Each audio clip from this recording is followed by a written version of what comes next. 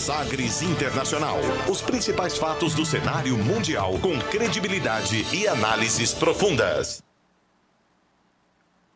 A partir de agora, na nossa programação, quem ganha destaque é a política internacional. Por isso, convidamos e recebemos no nosso quadro Sagres Internacional, que é só um apêndice do nosso projeto de podcast Sagres Internacional, que você confere nos principais tocadores, sempre aos sábados, a partir das 14h, você confere uma nova edição. Por isso, o professor Norberto chega para dar um pitaco aqui na programação. Por isso, seja muito bem-vindo, professor, tudo bem? Ô, Vinícius, muito obrigado. Boa tarde a todos aqueles que nos acompanham. Tudo bem, um pouquinho frio, né? Barbaridade! Parece que estamos na campanha. Parece, viu? Eu, na realidade, eu tenho recebido muitas fotos de dias frios, cachoeiras congeladas, campos branquinhos da geada, temperatura próximo aí de -20, né? A sensação térmica. Os últimos dias foram muito frios na região sul. E aqui também, né, professor? Sim, aqui também, e fora do normal, né? A gente não tem nem roupa direito para usar num clima desse, né? Você tem duas blusinhas ali, porque aqui não faz frio, né? É um friozinho passageiro, 2 dias, começa pela manhã, vai embora. E dessa vez parece que vai persistir até o final de semana, até informações aí de que pode ser que amanhã ainda faça mais frio do que hoje, né? Puxa vida. Eu não estou falando do sul, eu vi até um boneco, né? Fizeram um boneco de neve lá do sul, coisa impressionante. Na realidade, isso eu já aprendi com os meus familiares. Nós vivemos o efeito cebola.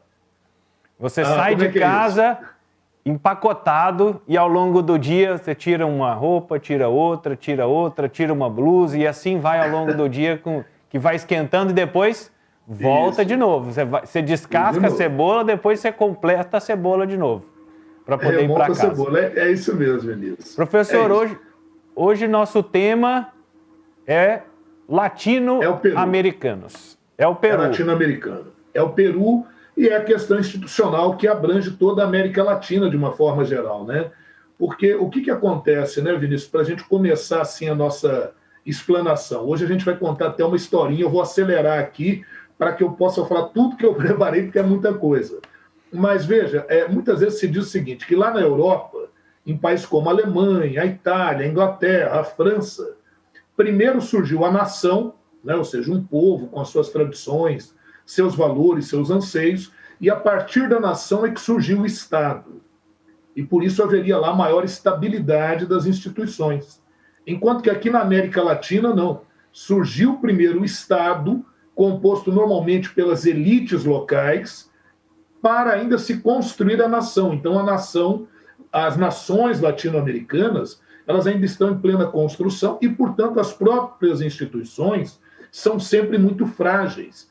Por isso, a América Latina sempre marcada por golpes de Estado, por intervenções econômicas de grandes potências, e isso acaba gerando esse quadro sempre de grande volatilidade política, se é que a gente poderia chamar assim.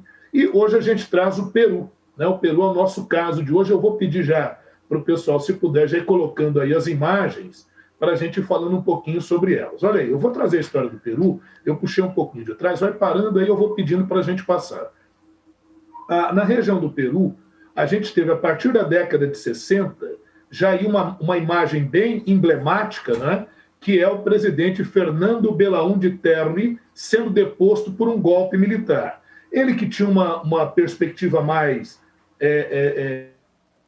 de direita, né? Ele vai ser derrubado por um golpe militar no Peru em 1968, pelo general Alvarado, né? General Juan Velasco Alvarado, que é quem assume. Podemos passar aí para a próxima. Podemos ir aí para a próxima imagem. Isso. Aí está o Alvarado, a gente colocou aí um tanque para demonstrar esse período de ditadura militar.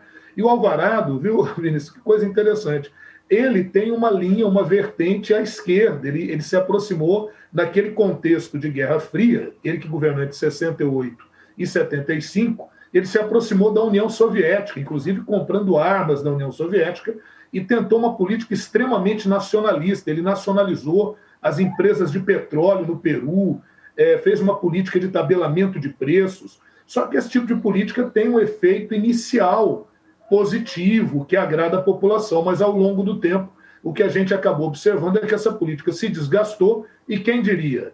Podemos passar para a próxima.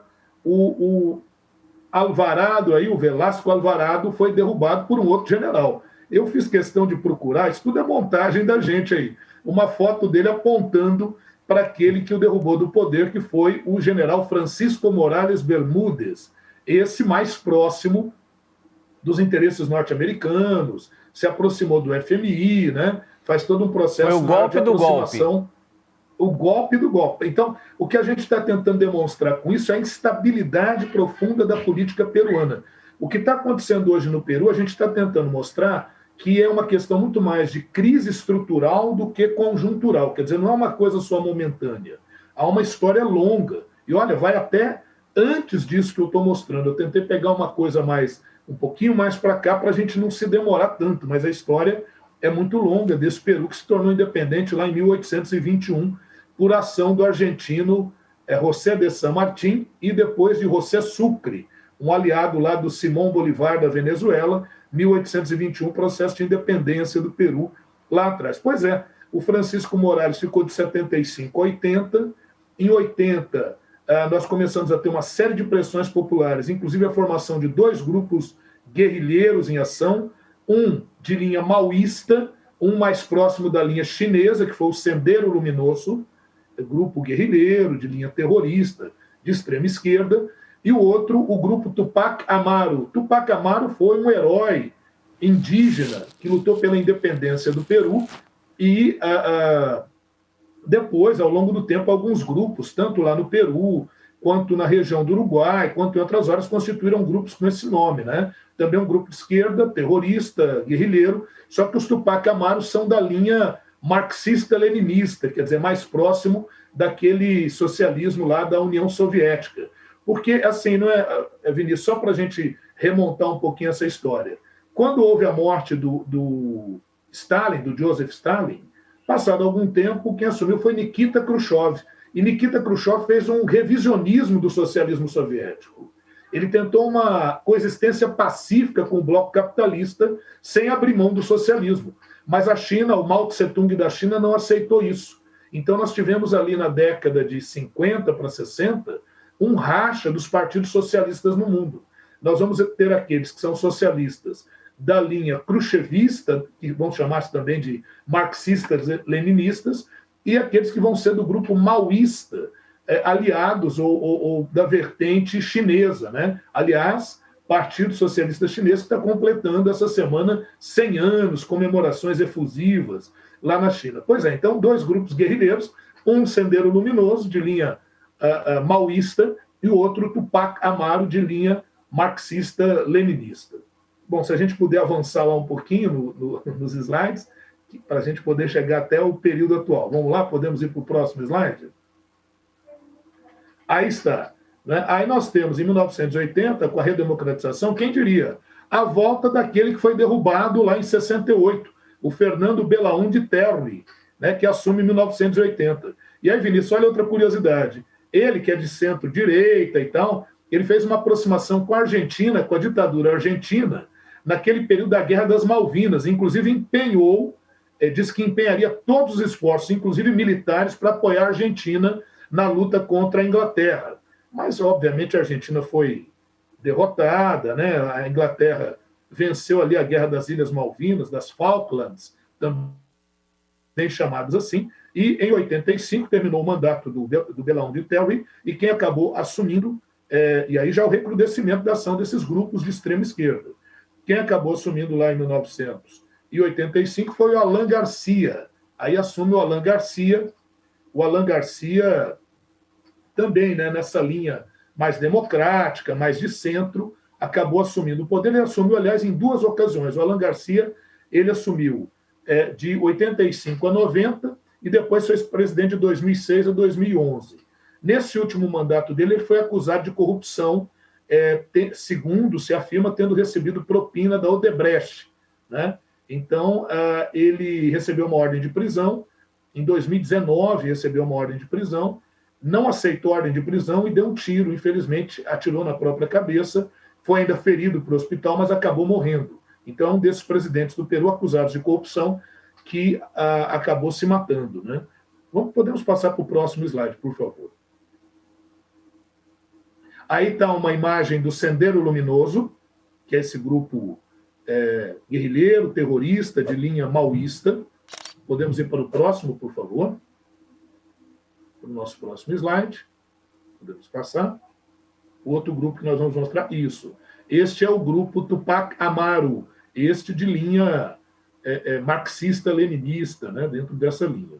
E aí vamos para frente. Podemos passar os outros slides para a gente ver outros elementos que assumiram. Está aí o Alan Garcia, novamente, né, aí já no seu segundo mandato, e podemos ir para o próximo presidente, esse famosíssimo, está preso, que é o senhor Alberto Fujimori.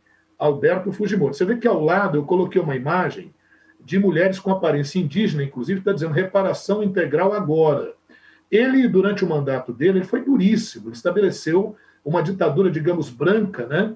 Assim, não houve um golpe militar efetivamente, foi um autogolpe, e ele conseguiu se projetar no poder por 10 anos. E aí, para combater a pobreza, ele realizou esterilização em massa, à força, principalmente em mulheres indígenas. Aliás, esse é um dos crimes pelos quais ele está condenado, por crime contra a humanidade. Na atual eleição, a filha dele, a Keiko Fujimori, concorreu, perdeu por 1% dos votos, não está aceitando a derrota e está empacando o processo para a declaração do presidente, que é o Pedro Castillo, de esquerda, que ganhou as eleições lá no Peru. Podemos passar para a próxima para ver a linha dura aí do Alberto Fujimori. No nosso próximo slide a gente consegue ver isso. Os grupos terroristas invadiram a embaixada do Japão, isso em 97. O próprio Alberto Fujimori comandou grupos militares, as forças militares que entraram, eram 15 sequestradores, né? Eles mataram os 15. Agora o detalhe, 7 dos que foram mortos, parece que foram mortos depois que tudo já estava acabado, eles já estavam rendidos, quer dizer, são execuções sumárias. Essa é outra acusação que pesa também contra o Alberto Fujimori.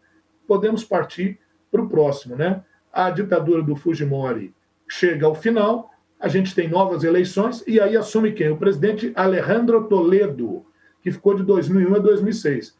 Terminou o mandato dele, mas é acusado de ter recebido 20 milhões em subornos da brasileira Odebrecht.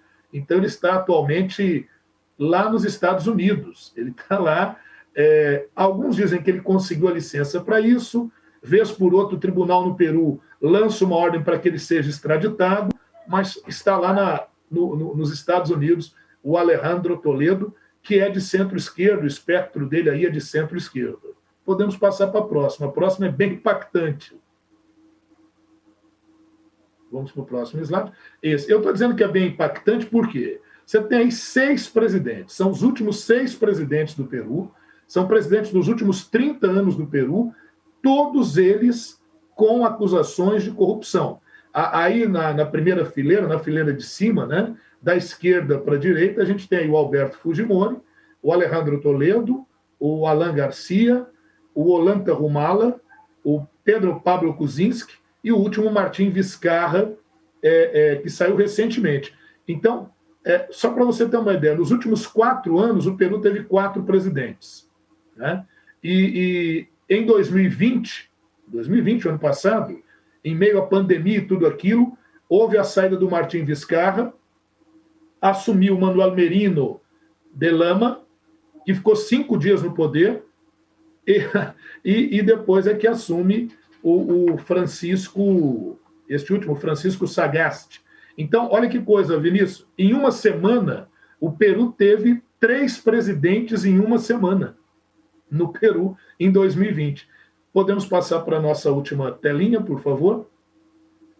Eu acho que é a última. Não. Esse aqui ainda é uma última, do Manuel Merino de Lama. Você vê que o nome não ajuda muito, né? De Lama. Ele também é acusado de favorecer parentes e empresas de parentes no governo. E ele foi o principal responsável pela saída do Martim Vizcarra. acusado de fazer pagamentos superfaturados para um artista chamado Richard, lá do Peru, um artista famoso lá, uma espécie assim de Roberto Carlos lá do Peru, e foram pegas gravações dele pedindo para que as suas secretárias mentissem em pronunciamento, o Martim Vizcarra. E aí esse Martim Merino de Lama era o presidente da Câmara, um político do baixo clero lá do Peru, que conseguiu o processo de impeachment. Só que o processo de impeachment do Vizcarra até hoje é questionado e o povo foi para a rua se manifestar contra esse impeachment e contra a posse do Merino na presidência. O Merino não durou 5 dias. No 5º dia ele renunciou, até porque morreram 2 manifestantes. Eles foram mortos a bala pela repressão policial. Ele renunciou e aí assumiu o Francisco Sagasti, que é mais de centro, é quem está no poder até agora, tentando conciliar a crise, a pandemia, a crise política no Peru. Agora nós vamos aí para o Francisco Sagasti. O Sagasti está em meio a essa questão da eleição no Peru, que elegeu o Castillo, Pedro Castillo, mas que a Keiko Fujimori não aceita. Então está havendo uma tentativa de golpe no Peru. E o Sagasti está segurando a onda. Né? Ele está impedindo isso, não aceita intervenção militar. Militares da reserva já quiseram intervir no Peru. Ex-membros do serviço secreto da época do Fujimori tentaram intervir, ele não deixou. Então, por enquanto, ele está resistindo bravamente. A OEA e organismos internacionais investigaram essas eleições. Dizem que não houve nenhum problema nessas eleições e que elas foram limpas, apesar da diferença de apenas 1%. A Keiko Fujimori, filha do Alberto Fujimori, que também é acusada de corrupção e tem pedido de prisão contra ela, quer dizer, caso ela não seja eleita, provavelmente ela será presa, ela diz que 200 mil votos estão sob suspeita, já foi feita a verificação, mas até agora o Tribunal Eleitoral do Peru não declarou oficialmente o Pedro Castillo, esse que está aí, como o presidente eleito do Peru. E aí a gente está tendo manifestações de rua, tanto a favor da Keiko Fujimori, quanto a favor do Pedro Castillo. Aí a gente tem grupos indígenas, né? Meu voto se respeita, devem respeitar meu voto. E aí alguém poderia perguntar, bom, mas se o Fujimori foi tão ruim assim, por que ainda tem fujimorista lá?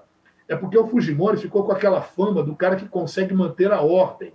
Aquela condição dele ter matado, né, conseguido fazer uma ação que controlou os terroristas que invadiram a embaixada do Japão em 97, deu ao fujimorismo a fama de controlar, de manter a ordem, né, de restabelecer a ordem. Então o fujimorismo é muito forte. Veja que a diferença de votos deu apenas 1% na diferença de votos. A Keiko Fujimori com 49,6%, alguma coisa assim, e o Pedro Castillo com 50,4%, 50,2%. Então, uma diferença realmente muito pequena que garantiu a vitória nas urnas, mas ainda não confirmada pelo Tribunal Eleitoral no Peru.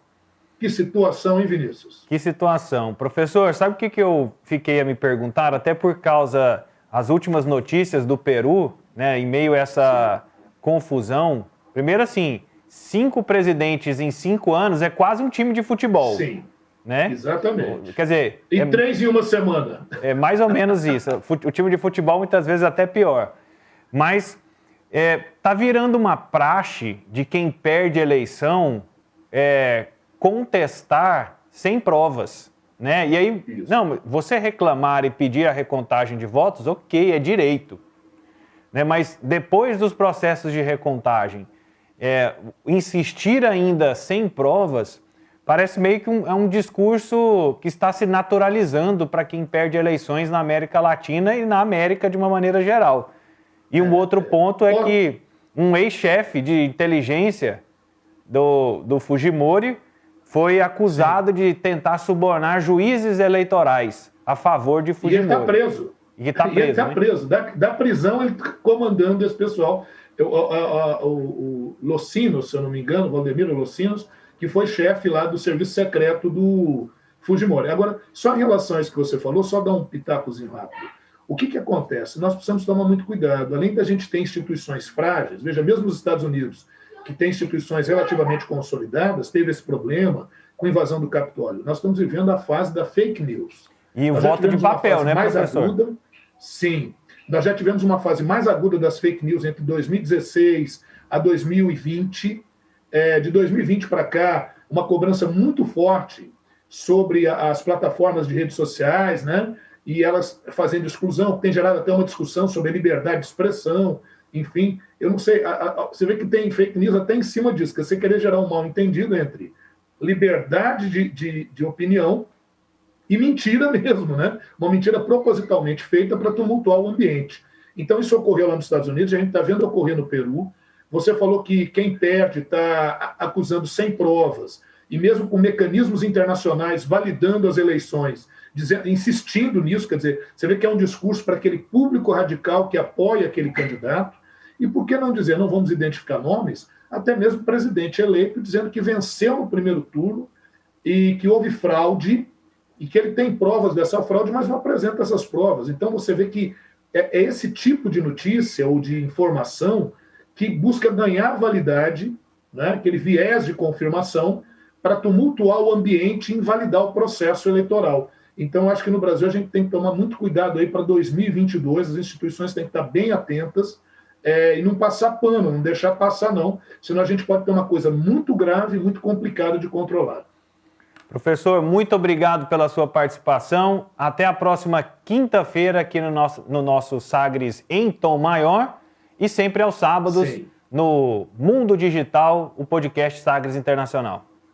É isso mesmo, Vinícius. Eu só vou tomar só um pouquinho do seu tempo para dar os meus pêsames à família do André Preda, professor de matemática que faleceu nessa madrugada de Covid. O irmão dele, Alain, tinha falecido no dia 9 de junho, então em menos de um mês faleceram 2 irmãos, foram meus alunos, depois se tornaram professor, fomos colegas, e lamentavelmente nós perdemos essas 2 pessoas, 2 caras formidáveis para a Covid. Então meus sentimentos à família, e aproveitar isso, infelizmente, para pedir às pessoas que se cuidem, que não acreditem em histórias fantásticas, não. É máscara, é álcool em gel, são todos os cuidados possíveis. Entender que reunião de família também passa Covid. Tem muita gente achando que em família não tem problema. Se cuidem, por favor. Muito obrigado a todos, um abraço. Muito obrigado a você, Vinícius, ao Sistema Sagres de Comunicação. Valeu, muito obrigado, professor. E vale a dica e reforçamos o pedido, o sentimento de pesar pela família e também e por toda a comunidade educacional, que sente e lamenta, e também o pedido para que você se cuide, para que você fique protegido.